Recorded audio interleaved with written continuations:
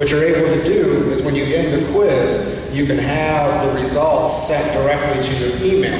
And what that says to me as a teacher is I have captured everything that my class is thinking at that point, and I have it forever. I can access it whenever I want. So we'll take a look at it here, just to kind of model a couple of things. But what I would do in the classroom is, if I use this as an exit ticket, I can have them wrap it up before they go, and then at the end of the block or period or day or whatever it is, I can open up that spreadsheet and see exactly where my students are at, and I can go through and I can mark who's getting it and who's not getting it. And I've got a nice electronic resource there that I can file and I can keep track of throughout the progress of that unit, or even just to get them set up and differentiated for the next day. So that's all fine and good me talking about it. Let's see if we can take a look at what it actually looks like.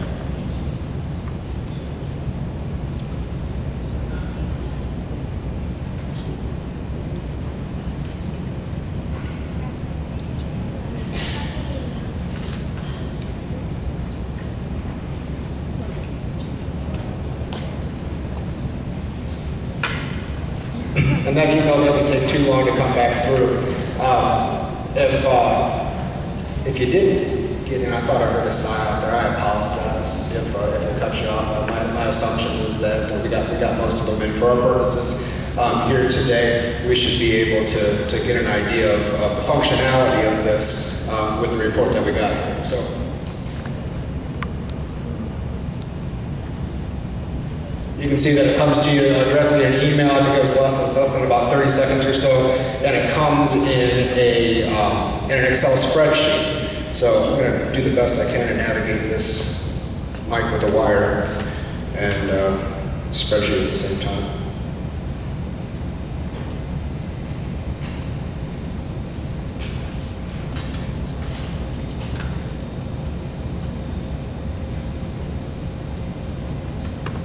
All right, so I get a good deal of feedback here. I'm going to take and just collapse these names down for security's sake here. We don't have to worry about it.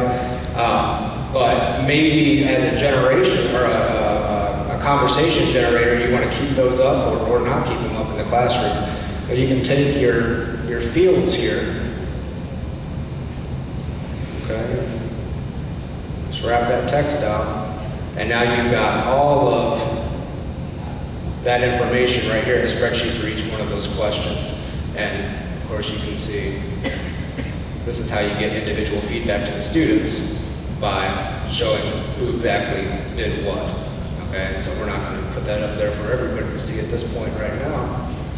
Okay, but we can go through and take a look at where our students are at and have some general information on our learning goals and targets for that specific unit. You think of the different ways that you can apply it, maybe not just in this way, but it's pretty cool technology for being free. And I'm finding in my position as I'm evaluating online content all over the place, to find something that's free and iPad compatible is really a diamond. So you know, we can talk about its uses a little bit more, but how do we work with this information, right? Getting information on the front side doesn't get the job done. It just doesn't. We need to do something with it. So we need to go back in and look at examples of what our students know. And I think that one suggestion might be to go through and say, okay, let's see, this person didn't have really much to say. Okay. So I might highlight that person. Okay, so I know that the next day, okay, or in that class, that person needs to come over into this special little group over here so we can have a talk. Not about why they didn't do their homework, but about what? Yeah, what they need to know, right? What do they need to know so that they can get to the point to where they're understanding our learning objective. Okay? So that's all you do with the spreadsheet. You just make your way through. Okay? Maybe this person right here was not able to see the video, or it looks like maybe access anything else. And that's fine. I'm going to highlight them. They need some help. Maybe this person right here thought that was the single best answer in the history of answers. Okay? But as the content area expert, we know, sweetheart, you're just a little off track. Okay? Come on over here and talk to me. We're going to highlight her. Okay? And so what I've been able to do with that information is differentiate groups so that when I come back into my classroom the next day, Okay? I've got these folks over here that got this thing lit. Okay? And they can move on with the next step of the project, with the next unit, with whatever learning opportunity I have set up with them. And now instead of me standing in front of a PowerPoint for 45 minutes, okay, boring people to tears, okay, I can work with these people over here, okay, that need a little bit of help. And I know exactly what help they need. I might have 2 or 3 different groups over here. Depending on the questions and the feedback that I get, or the information that I get, I might be able to break them up. But think about how effective that can be for getting your students to where they need to be, and how effective it can be for time management when you only have so much time to cover X amount of standards. You know, we talk about teaching to the middle, okay? And presenting in these situations isn't always necessarily the best model of not teaching to the middle, okay? But think about when you're standing in front of the class and you're going over bullet point by bullet point by bullet point. Some folks are there, some folks don't have a clue, okay? And some people could be there, but they're just in a different world, okay? But think about how you talking to individual groups could bring that alive. And think about how if they had that access to that information beforehand, and you could find out what they know, what you could do with that situation. And that's the idea, and that's how you can use a tool like this, okay? As far as effective feedback goes, right, that's what we want to take and apply to our real lives. We've got kind of a tech tool we can use with it, okay? But we want to start to think about our own curriculum. We want to start to think about how does the information that we covered in the article, we looked at in the video, how does that relate to how we can actually make a difference in our students' learning gains. Okay? So that takes us back to kind of our guide here. Give you just a second to switch back.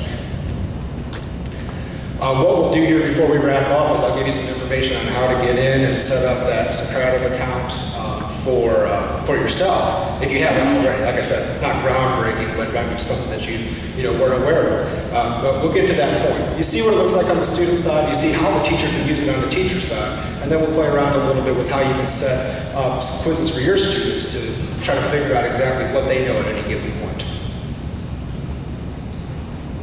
Okay.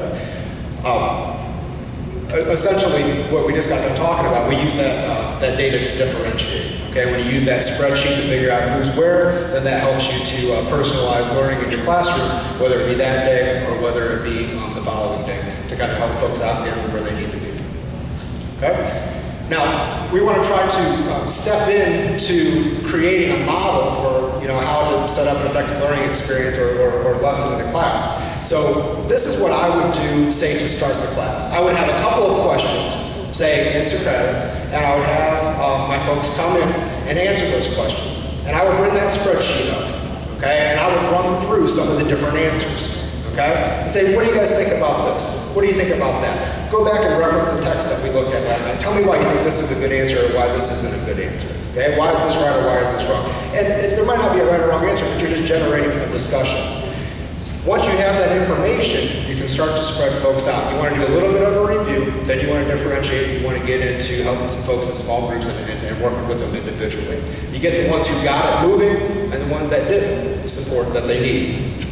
Okay? So you should start any good lesson, okay? And mentors out there will tell you, you need to have a solid objective. You have to know where it is you're trying to get to. Okay? And objectives need to absolutely be written to show student outcomes and not teacher tasks. And I want you to read that line right there, if you would just for a minute. Read that silently to yourself and think about it. What does that mean? And what's the difference between the two? If an objective shows a student outcome, how is that different from showing what a teacher's supposed to be doing or a teacher task? Are you seeing a difference between those two?